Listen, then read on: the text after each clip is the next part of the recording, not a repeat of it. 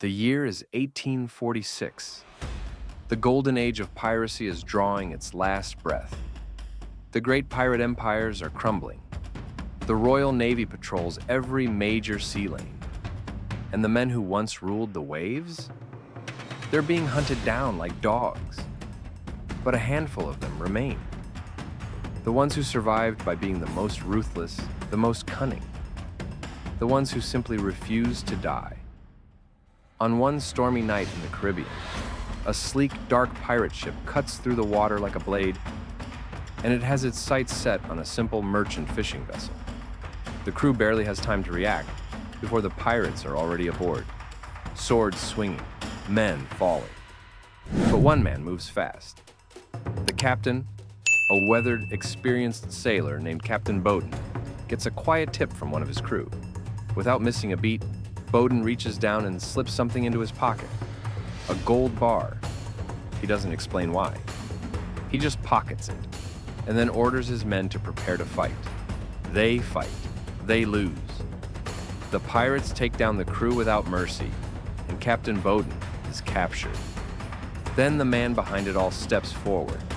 The pirate captain, a tall, imposing figure with a scar running down his jaw and eyes that have seen 100 battles. His name is Connor, and Connor doesn't want the ship. He doesn't want the cargo. He wants answers. He holds up the gold bar, the exact one Bowden had just hidden in his pocket. On it, a personal mark, his mark. And he wants to know one thing. How did a simple merchant captain end up with it? Before Bowden can answer, Connor's quartermaster, a sharp calculating man named Lee, discovers something useful. The ship's port of origin, a small emancipated British colony in the Caribbean, called Cayman Brac. Connor nods slowly. He doesn't say much. He just orders his men to transfer Bowden onto their ship. He's going to Cayman Brac. Meanwhile, life on Cayman Brac moves at the pace of the tide. The townspeople have gathered in the church, praying for the safe return of their fishermen who have been gone for 59 days. 59 days. That's not late. That's missing. Outside the church, standing at the water's edge alone, is a woman named Ursel. She's staring out at the sea, waiting, watching. She's Bowden's wife, and every wave that rolls in without her husband is another crack in her composure. But Ursel isn't the kind of woman who falls apart. Back at their cottage, Ursel's sister-in-law, Elizabeth, is sneaking around because her boyfriend Weston has climbed through her bedroom window. He's a sailor, his ship leaves tomorrow, and he's asking Elizabeth the big question. Are you coming with me or not? Elizabeth is torn. She says she's still not sure. Then, bottles clank near the front gate. Ursel is back. Ursel's young son Isaac wakes up, gets out of bed, steadying himself with a rope strung through the house. And here, the film drops its first quiet detail about Isaac. He's hobbled. His legs don't work the way they should. Ursel moves through her home with calm, practiced precision. She pivots toward Elizabeth's room, then smells something. The food on the stove, left unattended.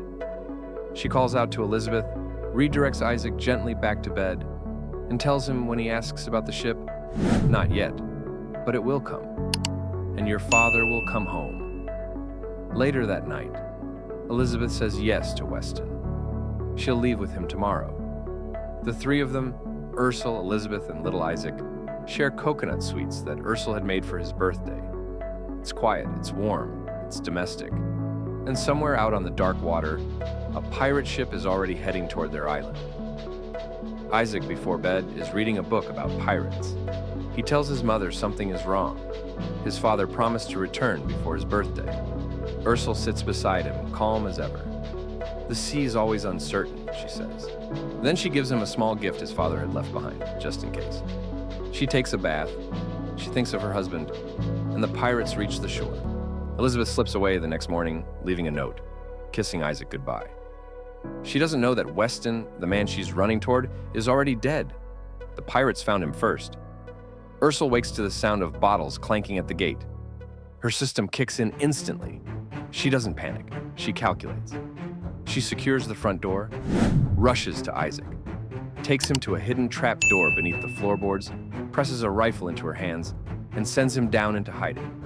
She aims at the front door. A pirate drops from above, catching her off guard for exactly 1 second.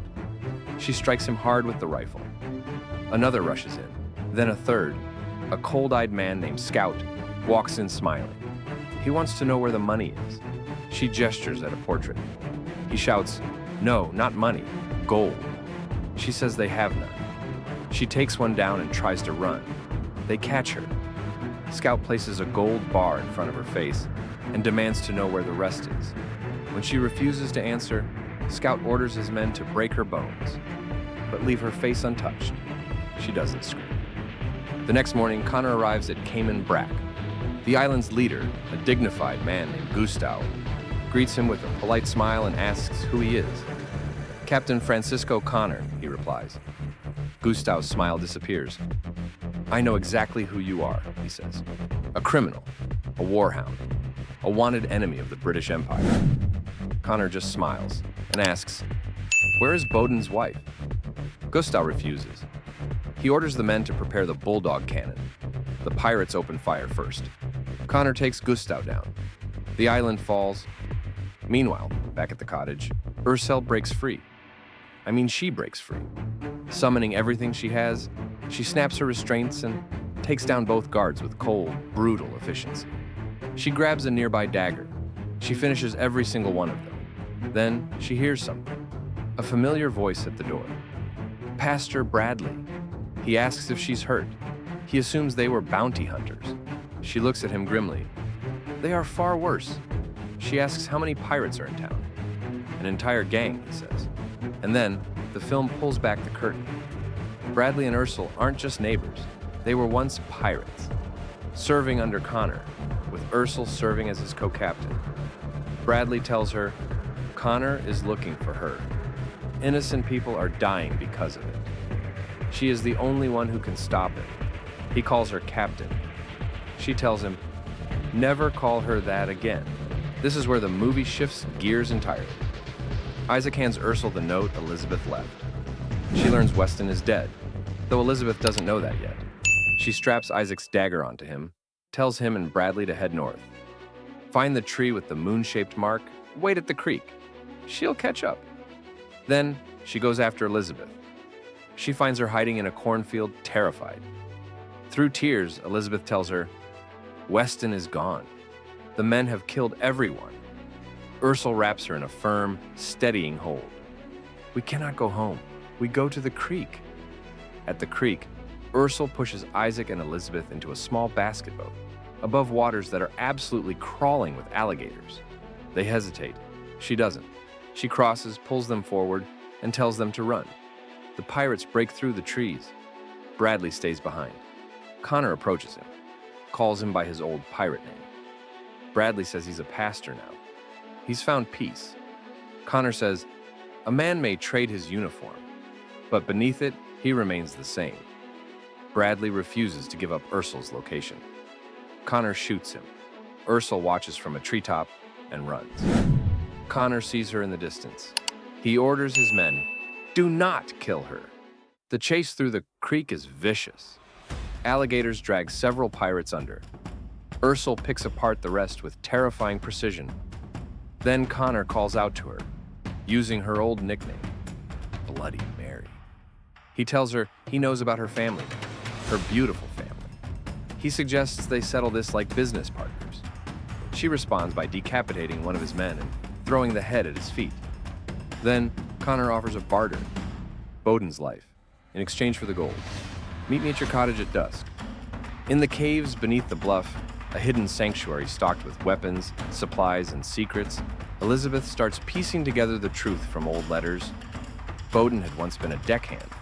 He met Ursel here on the island years ago, when she was living in hiding after stealing Connor's gold. And Ursel? That's not even her real name. Isaac notices that the gold bars in their hideout carry the same mark as the one he found at the cottage. And Ursel explains, that mark belongs to Connor. So, you're a criminal? Elizabeth asks. Ursel meets her gaze, steady, unflinching. This criminal is your only hope. And then Ursula opens a chest and pulls out her old pirate outfit. She puts it on like she never stopped wearing it. She arms herself. She tells Isaac and Elizabeth goodbye, tells them not to touch anything, and disappears through a hidden shortcut toward the town. Back at the cottage, Lee is venting to Scout about how many men they've lost. And Scout, who talked so big earlier, is now rattled. Lee tells him the truth. While he was doing nothing, that woman was a certified terror. She commanded her own ship alongside Connor until she stabbed him, stole his gold, and vanished. Connor, meanwhile, sits with Bowden. And Bowden, shackled, beaten, still has the nerve to taunt him. How many of your men has she killed so far? Connor admits she's formidable, that there was a time they were true partners, in every sense. Bowden asks, did she never tell you the truth? Connor is surprised. Then the action returns. Ursula attacks the cottage, bombs, precision strikes, controlled chaos. She fights her way to Bowden and rushes into his arms. He asks about Isaac and Elizabeth immediately. She tells him they're safe. Then, he confesses, he took the gold, not for himself, for Isaac. He wanted to pay for a treatment, a procedure, something that might let his son walk again. Ursula's anger dissolves. I understand, she said, but Connor has the key to the shackles. Ursula raises the well. The chest of gold comes up from the depths. Bowden is free. Then Connor turns back to Ursula. We still have unfinished business. Your betrayal. Ursula says she only took what she was owed. Connor pushes back. He found her at 12, destined for a life of servitude. He claims he saved her, made her powerful, and she stabbed him in the ribs. She calmly replies, I apologize. I had aimed for your heart. Then Bowden lunges at Connor with the hidden knife. Ursula triggers the explosives, and in the chaos, Connor drives his sword between Bowden's ribs. Ursula screams. Bowden dies in her arms. Connor takes the sword from her hands. He tells her the truth. The gold was always for the crew. What he wants is the bounty on her head. A decree unsigned by 3 empires, promising a lifetime pardon to whoever brings in Bloody Mary. She triggers one last detonator. The chest, and the gold, explodes. Back at the caves, Elizabeth has read every letter. She knows everything now. And she looks at Ursula's real name, foreign, unfamiliar, and struggles to say it. Connor gathers his surviving crew and delivers a speech. He talks about the dying age of piracy, how they built colonies, turned the seas red, lived free, and now they're hunted. Bloody Mary is their ticket to a pardon, to freedom. The men cheer. Ursula limps back to the caves, wounded. Elizabeth cleans her wounds and tells her gently, Connor has taken everything from her, even her name. It's time to take it back. The final battle in the caves is brutal. Traps are sprung, men fall. Scout captures Elizabeth, and she rips his chain away from him. This never belonged to you. Connor lights the signal fire, not to save the island, to frame it, to tell the Royal Navy, the woman harbored here is Bloody Mary. His crew died catching her. He's the hero. Ursula and Connor clash in a final exhausting duel. It's everything. Years of history, betrayal, survival, grief, all of it coming to a head on the edge of a cliff.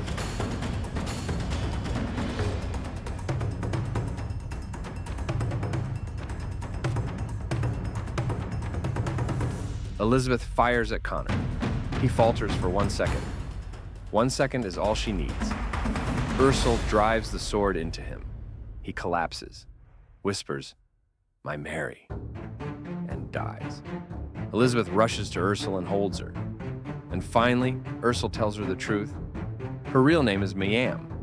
Out at sea, Isaac discovers the chest of gold still aboard the boat, enough to finally give him the treatment his father died trying to provide.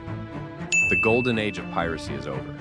But Miam, the girl stolen at 12, forged into a weapon, who chose love over power, is still standing. Hit that subscribe button and ring the bell so you don't miss our next one. See you in the next one.